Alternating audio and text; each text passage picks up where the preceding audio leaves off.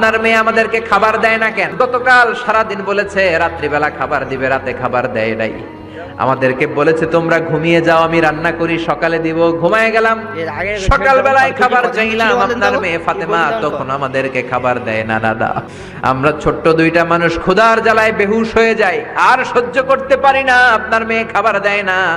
দুপুর হয়ে গেল, দুইজনে কান্নাকাটি করি, আপনার মেয়ে এখন পর্যন্ত আমাদেরকে খাবার দেয় নাই।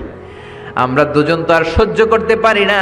কেন আপনার মেয়ে আমাদের সাথে এমন করে? আপনার কাছে বিচারে দিলাম, আপনি বিচার করেন। বিশ্বনবী আর কি বিচার করবেন? ডেকে বললেন, হাসান রে কাছে আয়। বিশ্বনবী শাম দেশের জুব্বা পড়তেন, শাম দেশের জুব্বাটা উপরের দিকে উঠালেন, হাসান রে দেখালেন, এই তো দেখ তোর নানার পেটের মধ্যে 3টা পাথর বাঁধা।